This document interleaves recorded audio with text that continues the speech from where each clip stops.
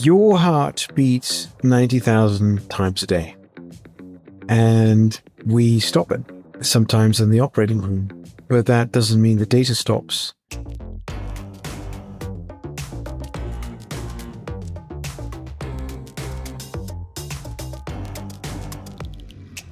Not a day goes by where we don't hear another development in AI surrounding Mark Zuckerberg, Elon Musk, security, and how it can create great pictures for us, write poems, eliminate songwriting, maybe wipe out humanity. And it got me thinking, there's got to be some happier stories out there. What is AI doing to help eliminate disease, cure cancer, and help us live happier, more productive lives? Heart disease is still one of the biggest killers on the planet, despite the fact that we're walking around wearing Apple Watches that are tracking our heart rate, Whoop bands, and Oura rings. Okay, maybe not everyone's walking around with 3 different devices tracking their heart rate and heart rate variability and then have me trend them over a period of time, but there are a lot of signals coming from the heart that would help you determine, am I healthy or am I at risk? And the reason why I was really interested in this topic more than anything else is my dad had a massive heart attack and honestly shouldn't have survived. He called an ambulance after 3 minutes of recognizing he was having a heart attack, and the ambulance arrived almost immediately. He lived right round the corner from where the ambulance was deployed. The heart surgeon said if it was 10 minutes, he wouldn't survive. And it got me thinking, aren't there early signals that we could detect? And so I was put in contact with Dr. Zain Khalpey, who is one of the leading heart surgeons in the US, maybe globally. If you Google search Dr. Zain Khalpey, here's a documentary on him on how he saved the life of a professional ice hockey player who had a cardiac arrest on the ice. And Dr. Khalpey performed an innovative and radical surgery to save this person's life. But Dr. Khalpey isn't just content with the status quo like a lot of medical practitioners who are busy seeing like over 400 patients a year and doing their best to save lives. If that's not enough, he's doing things like inviting a good friend of mine, Nick King, who's a data scientist, into the ER to observe pre, during, and post-operation, and looking at all the data points and trying to work out where can technology and where can AI improve the possibility of a person surviving and putting the person in the most amount of comfort. Dr. Khalpey is a remarkable human, as you're going to discover in this podcast. He's an amazing conversationalist and he is dedicated to his cause, but also furthering it. He's an amazing father and husband. In fact, he sleeps only 4 hours a night and insists on being at breakfast with his kids and taking them to school. You'll also discover that his wife has come up with a number of innovations. So they're making an amazing partnership. It's so deep, we had to split this podcast into 2. And at one point during the podcast, I was fighting back the emotion and Ellie, my co-host, was literally in tears. This is one of those podcasts that I feel gets to the heart, pardon the pun, of why we are progressing AI and technology and where our attention really should lie, because it's solving a real problem. With heart disease being one of the biggest killers in the world, there are many signals that are being sent from these devices, and there are people like Dr. Zain Khalpey that want to do something about it. I hope you enjoy this podcast. Don't forget to subscribe, share, and like. And we'd love your feedback. This is Dr. Zain Khalpey on the Tech Seeking Human podcast. Have you just come out of surgery? Yeah. Ah, Wow. went well, hopefully. Yeah. You went fine. Yeah. It's a different thing when you say you had a bad day, when you're someone who does what you do. I don't really think that I have a bad day because I'm pretty much half a glass full guy. So, it goes badly if you lose someone, and I think that's what you mean. But you always know that you and your team have tried your best to try to do something for that patient that nobody else could have. And so, because you do really complex patients, and it sometimes, I mean, it hurts to the core. And I think the thing that keeps you going is, looking at the family and before the surgery and remembering through every stitch, through every move, what it feels like and what the stakes are. So you kind of condition yourself to that, and you think positively, and you treat the team well, and everybody performs to the highest level, and you actually do well. So, Nick King. Mm-hmm. So Nick came over and spent a case with me in the operating room, and that was an eye opener as well, because he was like, "Oh, you tie with are you left-handed or right-handed?" I'm going, "I'm both-handed," and so I said I'm ambidextrous. So he was totally enamored by that, but also what data scientists see in the operating room is completely different to what I see as a caveman surgeon. And so it was so exciting to have him there. And I know you interviewed him as well. And he is a very grounding personality, has become a very good friend. And he's also a stellar human being. And so I think, bringing all of that and us having a mind meld in the operating room was really our first moment together, which made me feel this guy's an amazing person. So I think we're going to be doing some things together with him. That's amazing. We interviewed him. He was 1 hour post-surgery. And after my surgery? Yeah. No way. Oh, I didn't see the podcast. So what did he say? Did he say anything nice? He did. He said a lot. He said it was probably one of the most moving experiences he's ever had. No way. He couldn't believe the data that goes into both pre, during, and post-surgery. And he was still processing it. So he literally got onto our podcast and was saying, "Guys, I've had a day that is one of the most mind-blowing days I've ever had, and I'm still processing what I saw today. I have pages of notes." And you could just tell he was like, he had an experience that not many people get to do.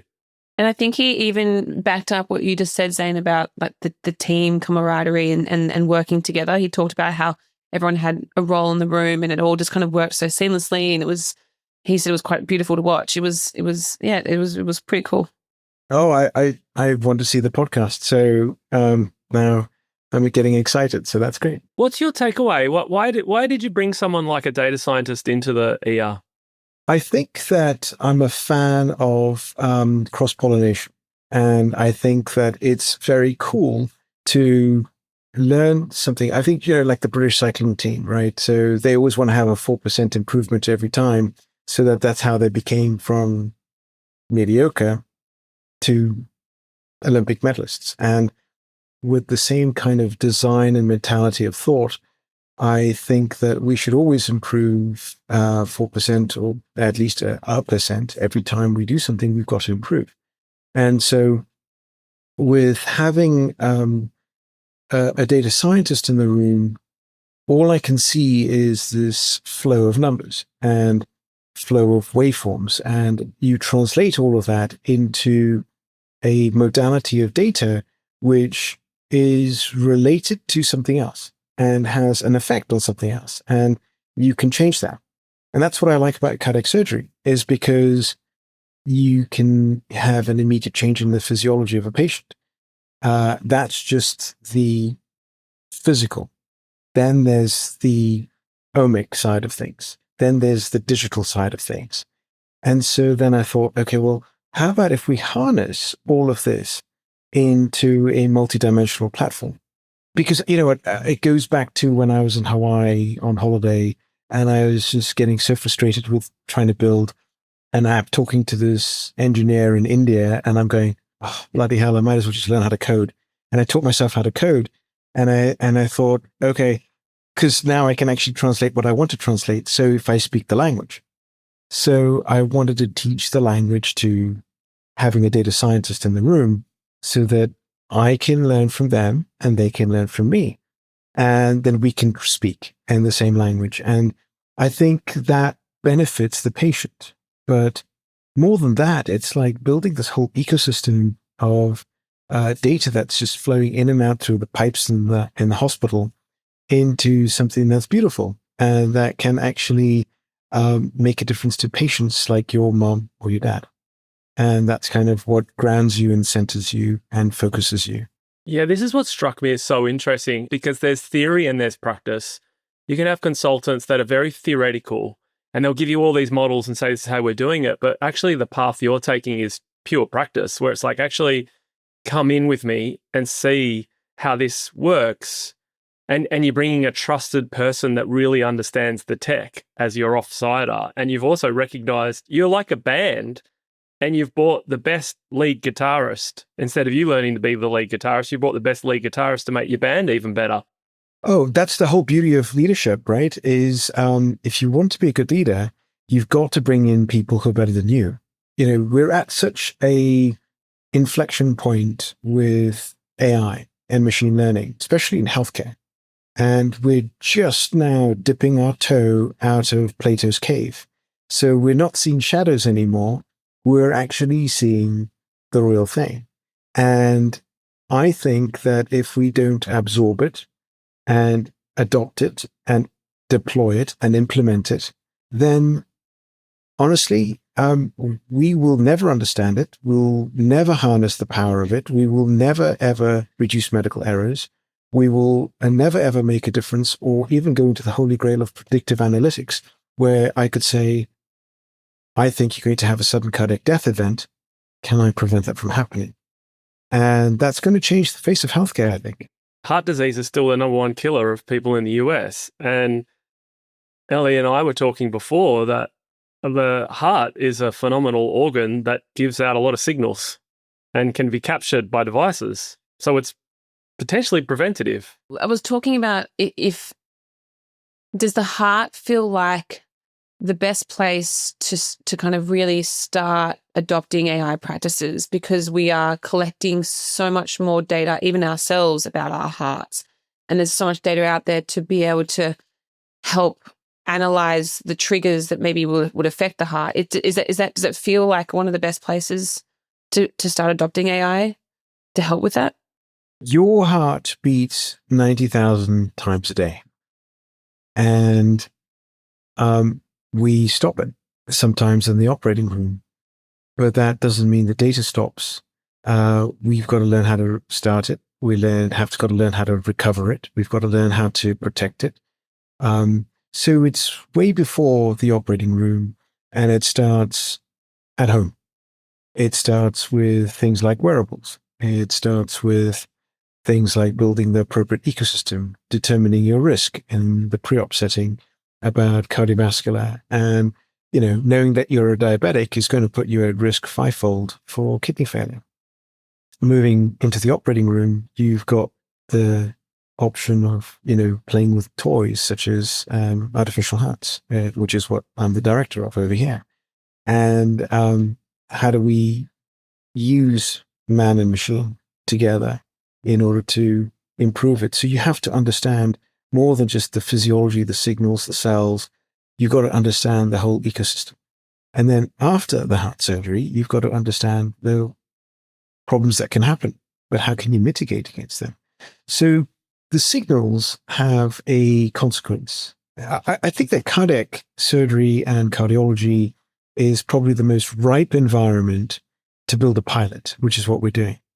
Because if you don't build it now, doing a hernia surgery will be a piece of cake, predicting the complications.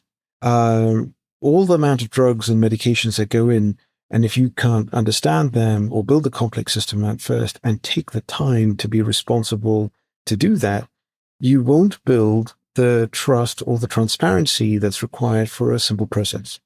So I would say cardiac surgery is a very, very fast pace. And if you can deal with the complexity of that, Google just released GraphCast, which is being able to predict the weather 10 days on. That's a complex system, right? I'm laughing because the running joke is if you're a weather person, it's the only job where you can just be wrong most of the time and it just doesn't really matter. Like Right. Melbourne is renowned for being the city that has 4 seasons in one day. So it's like the prediction is rain, hail, sun. And so if Google's, what you call it, graph cast can do this. Yeah. If it can do Melbourne weather, I think it's amazing. Oh, well, Arizona weather doesn't change much either, and it's literally just hot. And so it's difficult to be that complicated, I think. So I was also amused, but I think having complex systems and teaching complex systems and diving into something like that allows you to be able to make life paradoxically simple. Can I ask you? I've got so many questions, and so I'm trying to work out which way to get to where I want to get to. So I'm going to go big, which is what I like doing, and then work backwards. Because the 1%ers means a lot. Like, how are we going to get, if we want to get to this end state of where we think we're going to be, taking the 1% steps to get there is a path towards, how you improve your innovation and how you actually put these things into practice. Too many people don't do the 1%, but they have a big vision. Do you have a big vision? Do you have like this end game that you think in 10 years or 5 years, do you have something crystallized in your mind that it's like there actually is a better way and it's going to look like this? So there's a clinical vision and then there's a innovation vision. And I think they meet in between.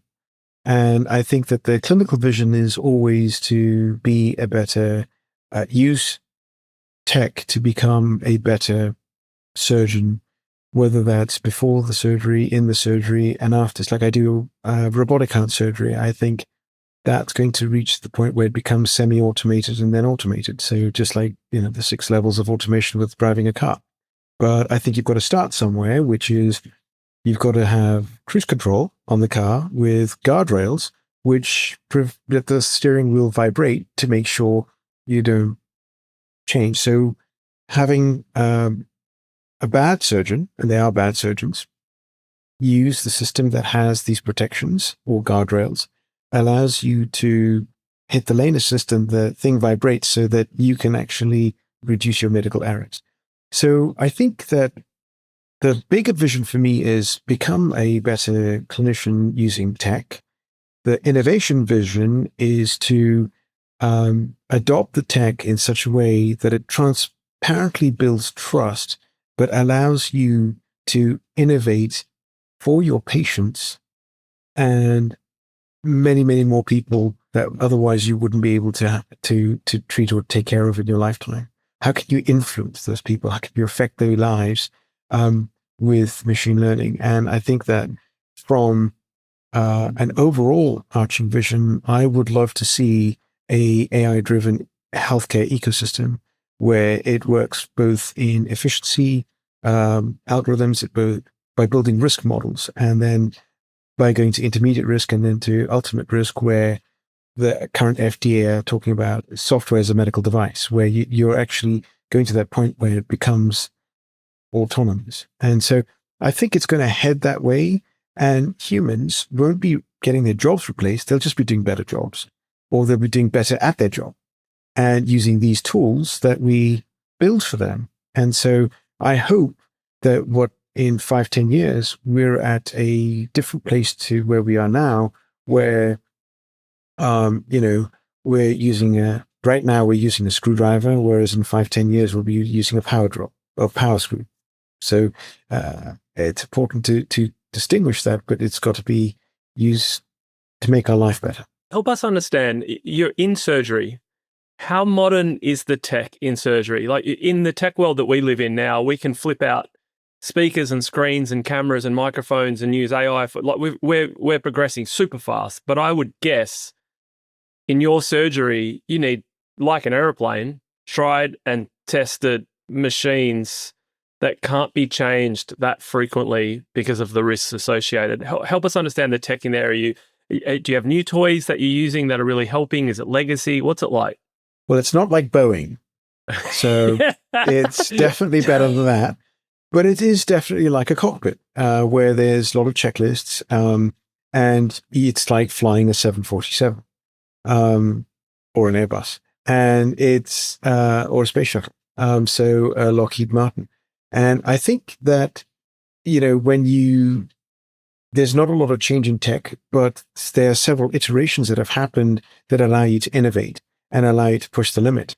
So, for example, there is already new tech which you can cross-fertilize into other subspecialties into ours. So, for example, doing heart surgery with the heart stopped, you've got limited time before the heart actually needs more oxygen to protect it from its loss of ATP. And so we've got to map out the coronary arteries, and sometimes you can't find them, so you're wasting a lot of time. So one way to find them is by using fluorescent dye or indocyanine green fluorescence. And I said, well, there was one day I couldn't find the main artery because the flow was going the wrong way originally, and I needed to find that artery in order to put a new bypass graft there.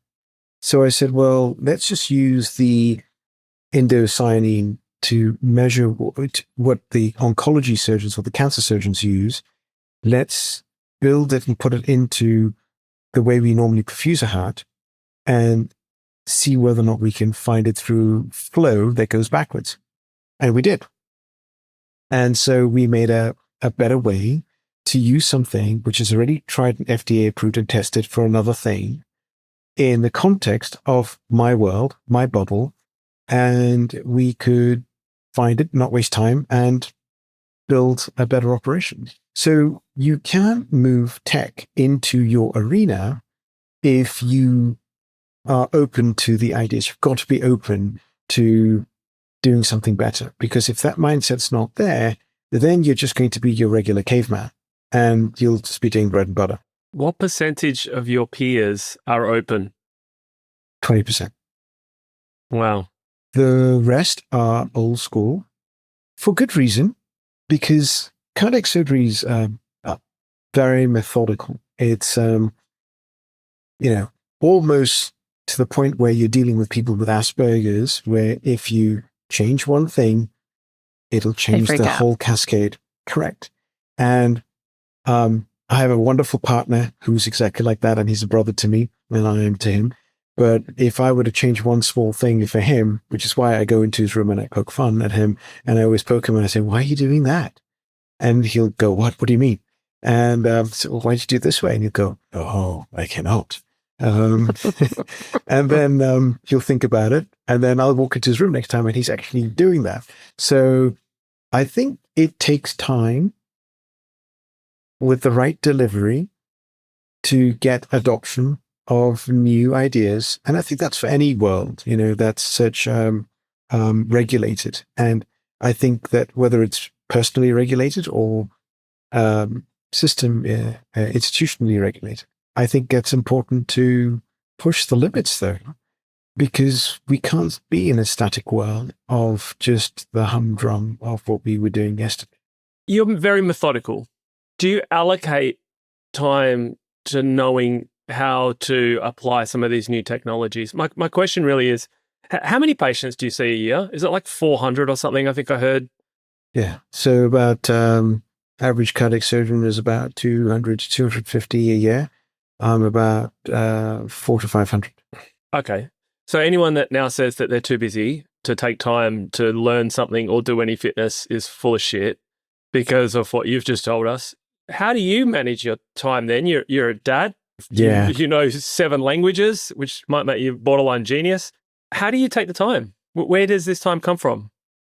It's created by a lot of grace from my wife. Mm-hmm. That's the preface of what I'm about to say. Because you were learning to code on holidays, is what we heard earlier. So she was a very patient She lady. was asleep. Yeah. So I think that my priorities have to be right? And I'm a family man. And so my family is absolute importance. So, for example, I'll give you a slice of my day. I'll probably get up at about 4:30 or 4, but I'll probably go to bed at about midnight. And I definitely believe in meditation to help reground yourself. I definitely believe in exercise, but I wish I could do more. but more strength exercise in order for muscle mass. Having a moment with my wife, having coffee in the morning is probably the most precious part of my day. And that's when we really sync. And then we make breakfast for the kids. And then I always drop them to school. And I delay my cases. So I'm operating in a 6-hospital network.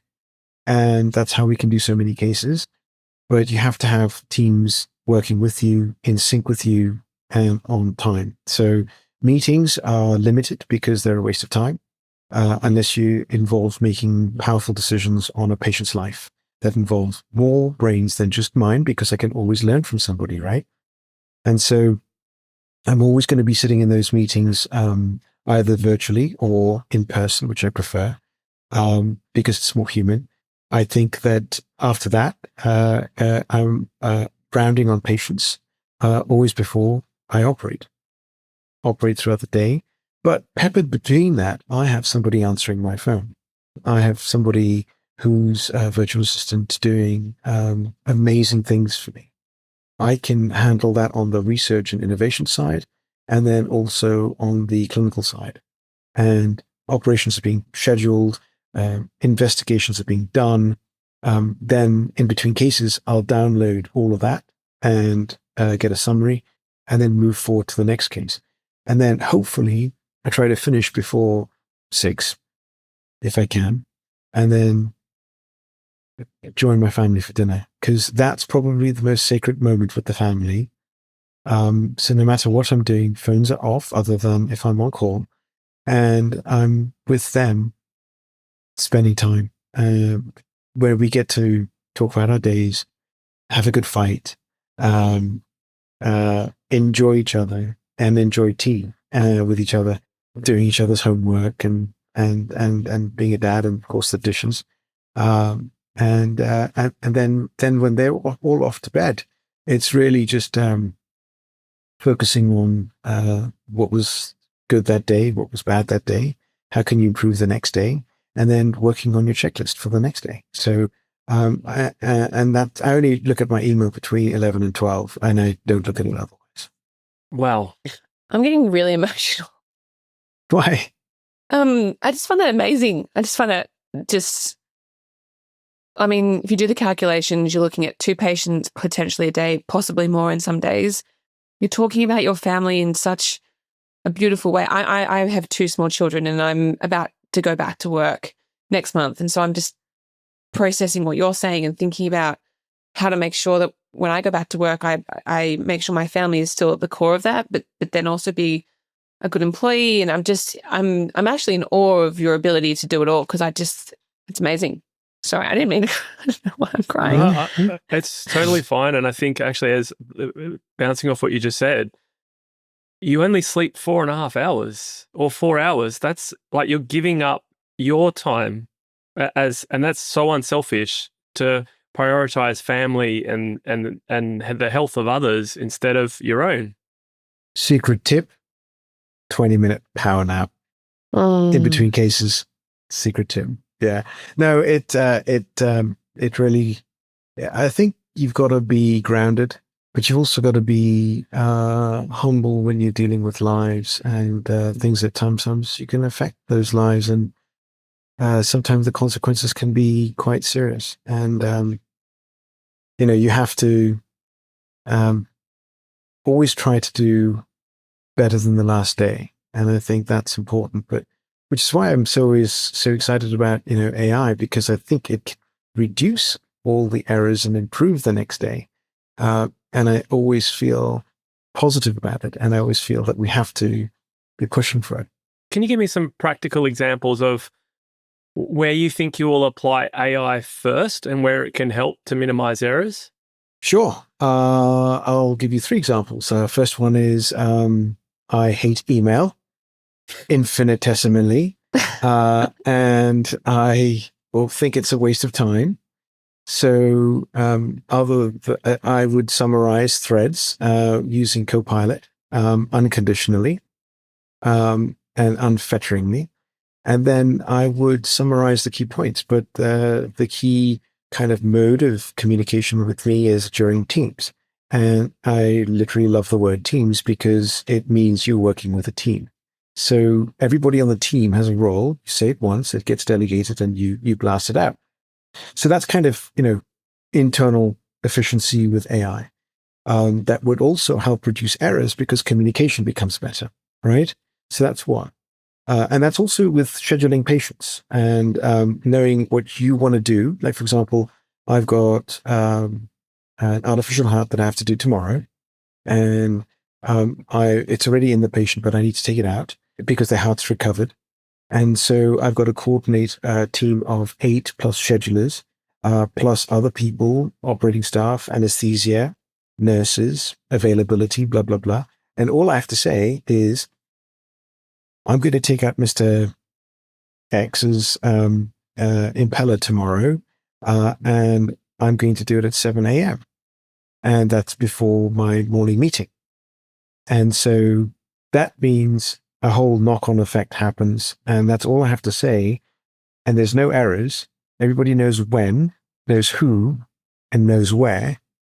Everything goes into action. So its errors are minimized by being a good communicator with the team. When it comes to direct patients, I think we've got to minimize the errors that occur with just the blah, blah, blah of a note. So, for example, when I'm seeing a patient in the room, I will have a scribe in the clinic, and I am literally talking to them. I am not touching a keyboard. I am showing them pictures of the images which have been pulled up for me before. So all I do is I walk in, hold their hand, and ask them how they're doing. So I will also have, I don't know if you use Firefly or Note Taker, which is on many, many things that have an AI sitting in the background that literally is a Gen AI that transcribes for you. Well, we have that on Teams, and it's all encrypted. And so we can transcribe what happened in that visit. Plus I have a scribe that synthesizes the information to reduce the error of what happened in that patient and what was the outcomes and did anything else happen. In the operating room, we use an AI that we developed called Kai OR or Kai Voice. Publications coming out shortly. Many medical errors. How many times have you heard or seen in newspapers that the neurosurgeon or the orthopedic surgeon operated on the wrong side? Well, the guy who created the checklist called the Checklist Manifesto, and it's a book written by my mentor, Atul Gawande. I was one of his chief residents at the Brigham at Harvard. It was really cool because you have this checklist. But then I thought, let's modernize the checklist. It's a little bit boring. So my dad was an ambassador in Zimbabwe, and that's where I was born, and went to boarding school in the UK and blah, blah, blah. But he and my brother met Mandela, and Mandela's dad was a chief. They used to sit around and talk around the fire, and the last person to speak was always the chief because he would be the one that would summarize the talk and everything. So I said, well, look, how about the patient is the fire? We go around the room, and there's always 8 people in the room at all times. And Nick King saw me do this. And I said, we have an AI bot that basically it links into the electronic health record, talks about the operation, asks everybody around the room about, were antibiotics given, what was the echo, to the anesthetist and the perfusionist to ask them, were the right cannulas there? Then go around to the nurse to say, is the blood in the room? Is the blood available? Then to me to summarize the procedure and say what we're actually doing and is the right images are. And so I said, well, this may take a little bit longer, but one, you're giving everybody in that room an equal voice to speak. It's not just one caveman dictating what should be done or shouldn't be done. And you're third-partying it to, or abstracting it to take emotion out of it in case you have a conflict with somebody or, this whole DEI zone that we're going through. This may be even something that's healthy for it. But giving people an equal voice to say what's best for that patient was important to me. So we created this. And with some really cool people in Boston who work with Alexa on Amazon. And I think it's really cool because we're going to deploy this pretty soon once we have the approval. And I think it'll reduce medical errors, and it'll improve quality, and it'll improve time and efficiency. So I hope that's a good enough example. So you're making data-driven decisions as a team because you have an AI at the core of this circle. Yeah. Thanks to Mandela. It's unbelievable. I have so many questions. Yeah, I know. The problem with this is, Zain, I'll be really honest with you, right?